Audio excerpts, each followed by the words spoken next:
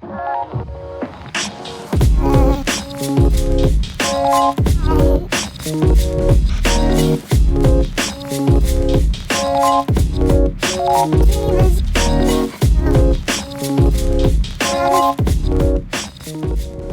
up, guys? If you're new to the channel, I'm Ray Sid. This is Life is Easy. So guys, the BMW i8 is finally on its way out. The car's done. I know a lot of people didn't like the car, but here we are. I want to show you guys what I've been doing over the last year to make money on Turo with the BMW i8, generate close to $20,000 in revenue, and how not to lose money yourself on Turo. Now, obviously Turo is pretty interesting. You can kind of rent out your personal car on there, and what I'm doing is luxury rentals on Turo. But guys, there's definitely some risk associated with putting your car on Turo, and no, Turo does not cover all of your expenses when it comes to losses on Turo. So in this video, I'm gonna go over a couple of things that I didn't know, a couple of things that I probably wish I should have thought about before renting on Turo, and kind of show you guys how to save money and not get yourself into liability and issues on Turo. Now, obviously guys, first things first, the number one question a lot of people ask is, does Turo cover damages? Now, this is actually kind of a complicated question here. Turo does cover your damages on the vehicle. There are several different plans, anywhere from 60 to 90% split. So you would get 60, they would get 40, or you get 90% of the income coming from the rental, they get 10%. All the way with 75, 80, you can split it up any kind of different way. These different things are gonna dictate how much of the car is covered. I'll post a couple of them here for you guys to see. From your lowest here at 60, 60 is actually gonna cover so many different things. So there's a lot of wear and tear on the car, any small scratches and things like that, the 60 plan will cover that. Whereas the 90 plan, where you keep 90% of the money and they only take 10%, your coverages are gonna be a lot smaller with those plans. So you guys do have to kind of plan with your deductible, which is going to dictate how much stuff is actually covered. Imagine you have a $2,000 deductible. That pretty much means anything under $2,000 is not covered. Okay, that's out of your pocket. So insurance coverage starts above your deductible. Right now, depending on your deductible, that's going to show you what's covered. Mind you, a lot of small scratches on your rims, things like that, are not going to be covered unless you get the 60 plan where everything is covered. These are things to think about, especially in the luxury car business, where you're renting a car that's a beautiful car, pristine car, a car that you want to look amazing, especially if it's your personal car and not simply an investment vehicle. You really want to keep the car nice. Unfortunately, the way Turo's set up, a lot of little things they won't cover for you unless you split a lot more of your payment and your money with Turo. So personally, guys, I chose to do the 75 plan listed here. Now, the 75 plan gave me kind of the coverage I was looking for while still allowing me to make a lot of the rental money to myself. I think that was a fair split. I see a lot of people do different things, and depending on what your situation is with car repairs, if you are close with a body shop, maybe you have a body shop you can work with, things like that. Maybe you're not so worried about having so much coverage on the vehicle and you're able to take more of your profit and have less risk there. But for me, I'd rather the peace of mind of the coverage. Unfortunately, Turo doesn't cover everything. So let me show you guys what is covered. When you look at the plan here, Turo does cover a lot of things, only up to a $250 deductible with things not be covered by them. One of the things you need to think about though when renting the vehicle is time that the car is down. Now, personally for me with the BMW i8, my payments are teetering around that $1,400 payment place.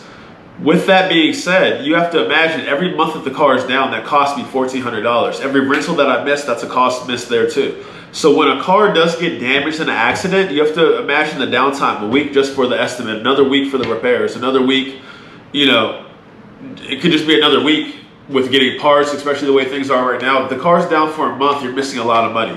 So when you think about that from a rental standpoint, you really do have to understand that a car that's being fixed through insurance is covered the damages, but it hasn't covered the time that the car is down. So you always have to make sure that you have that payment in that bankroll to cover the cars. I know I see a lot of people get into these Turo businesses and they're like, hey, I'm going to use this money to completely cover the cost of the car. I'm just going to be driving the car for free. And I don't personally have that money if I have to pay that myself. Anytime you're doing a home rental, car rental, anything like that, guys, have the money also in case you have to cover it. The pandemic pops up, less people are renting. Although Turo does cover damages, remember, time down is part of damages, and that is not covered by Turo. So guys, one more thing that I had an issue with on Turo is the particular car that I have, it scratches very easily.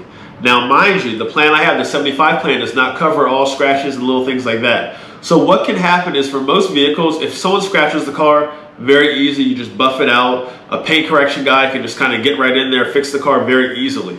Unfortunately, with the flat black paint that I have on my BMW i8, that was not the best move for this. It's very easy to scratch, very easy to have issues with the frozen black paint, as you've seen in a lot of my older videos. And what happens is those things are not necessarily covered by Turo, especially when one of these small scratches, in order to paint match with the car, could require painting a whole side of the car or 3/4 of the car, or some very expensive amount of paint work to actually end up matching the paint from the area that was damaged to the rest of the car. So guys, just be kind of careful what car you get. You want something that's very easy to maintain. Although I know we want a luxury car, we want something, you know, that people are going to really want, we want all the options. That's not necessarily the best move with Turo, and in the sense of losing money on Turo. I don't want a bunch of carbon accents on my Ferrari with, you know, $200,000 worth of extra carbon on the, no, I don't necessarily need that, because these are things that are going to be more of a liability. I want a cool color, but an easy to maintain color on the car, not something there it's like, oh, it's custom and, you know, it's going to be so hard to get this paint matched. Then stay away from that. Remember, this is pretty much a work vehicle. This is a business vehicle. So things like the frozen black paint that I got on my car, those are no-nos, and those are really easy ways to lose money renting your car on Turo. So the next thing that I would say to be careful with losing money on Turo, you know, I went and I had a buddy who had a C63 AMG that he was renting on Turo. And one of the things that we found out with the C63 AMG was that everyone who drives that car is just going to want to burn up the tires, man. It's a really torquey car. You put it in sport mode, and in first gear, you smash the gas, boom, it's always spinning tires. Guess what? It's really hard after a rental to prove how much tire wear, unless the guy was really burning the tires up, doing big smoky burnouts and just going crazy with the car. Honestly, guys, it's pretty hard to see after a rental that he used extra tread. So what starts to happen is that car there is actually, it's killing tires way faster than your normal rental.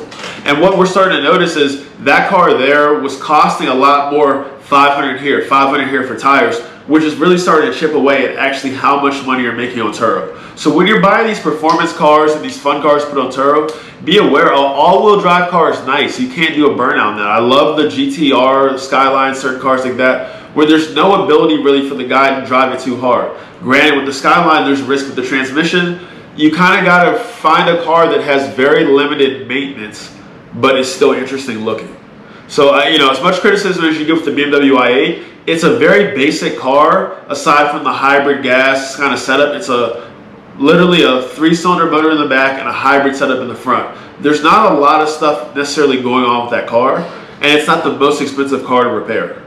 Other cars you might want to have to really be careful with as well are like Hellcats, things like that. Come on now. We know you have to really think about the renter who's going to come and rent these vehicles. I know that a Hellcat's a fun car to own for yourself, but if you put that thing on there, the engine's going to get abused, the transmission's going to get abused, and it's going to blow through tires all the time. These are things you're really going to have to think about, and they're really going to cut into your bottom line of how much money you're actually making from your vehicle on Turo. Another thing, the Tesla Plaid. That was another car I was like, man, I really want to get a Plaid Tesla to be able to put on Turo and rent out, because I see how well they're doing. One, right now, there's 1 million of them on there, but they all have 50 trips, 60 trips. So they're definitely making money. But again, it's a car that you know people are going to really beat on. And honestly, I used to work at Tesla. I'll tell you guys, first thing, their materials aren't the best. And a lot of the rental cars that I've seen on Turo from Tesla, those cars there have a lot of wear. The steering wheel's kind of peeling off. There's just little things that are not right about the car. Also, Tesla doesn't have the best paint. Although their paint is easy to correct, you're going to be dealing with little scratches here, little scratches there. It's going to be a full-time job keeping that car up and really replacing the materials. And if you really want those things covered, again, it's going to cost you even more from Turo, because they're going to cut more into your money. So these are all things to really think about when you're renting a car on Turo. Honestly, today, guys, this is going to be the last thing I'm going to give you. And it's one of the most important things you can do on Turo. Probably should have been number one, but until you were a host, I know you don't really understand this concept that much, but taking clear pictures. Early on, I would kind of want to make the renter feel good. I don't want to take too many pictures and make them feel uncomfortable or blah, blah, blah. Toward the end of my Turo journey so far, I'll go through and I'll take 80 pictures. Boom, boom, boom, boom, boom, boom, boom. all the way through every piece of the car. Document every small piece. Because as soon as there's an issue, you have to understand it's another liability situation. And just recently I had a renter who actually fraudulently took the car. They took the car and there was interior damage, exterior damage, suspension damage, all kinds of little things. But I was so well documented all the way around the car that they're forced at that point to they have to handle your claim a certain way when the car is that well documented. When you have like 4 pictures all the way around the car that are kind of far out, they don't really show exactly how things were, you're gonna have a lot more trouble with your claims, guys. So make sure, another strong way not to lose money is to just be informative with your guests. Make sure that you're working with the guests, you're telling them, hey, this is how it is. The IA, the doors open up. It's kind of hard to see your distance of how far away you are when the doors open up. Guess what? I let them know that. Hey guys, be careful when you're in here. Be clear with your guests, document your trips well, and that'll save you a lot of money on Turo. Guys, I hope this worked out for you. Just a few simple things that I wish I would have thought about a little bit more on Turo. Again, when I started off on Turo, I really didn't think about being so hard on my guests. Hey guys, let me tell you everything about the car before you go. I wanted to be kind of laid back, and that cost me money. That cost the paint getting scratched, which cost the car being down, which cost you guys, be clear with your guests. There's so many different little things about a car that someone might not know. Think about this as a new car orientation. You work at a car lot and you're actually going in there, you're showing them this is how you take care of this car. Especially with luxury car rentals. I understand this may not be the same for some of the other cars. We're just flipping them, we're turning them, we're getting them through. But for luxury car rentals, guys, make sure you're really just being informative with these people, showing them exactly how to take care of this car that's so important to you. Some of the other stuff though, guys, understanding what's covered, understanding picking your plan. I really wish I would have thought a little bit more about picking my plan and the small wear and tear on such a nice car. Luckily, going into this, I had the idea in my head of like, this isn't my holy grail car that I love so much, so I don't mind the little things that happen to the car. But you start to realize, man, if this is your baby, this is a car that, like, you know, you're a garage queen that you're going to rent out for a couple extra bucks, that's not necessarily what Turo is. I know a lot of people do that on Turo, but if you really love that car, there's too many people turning over the car who just don't necessarily know how to use your car. Be very careful with that on Turo, guys. Be very careful with that. So hopefully some of these things were some good tips for you guys. I'll have some more Turo information for you guys on how to pick cars, things like that. Like, subscribe. Hopefully you guys enjoyed it. Talk crap to me in the comments. Peace, guys.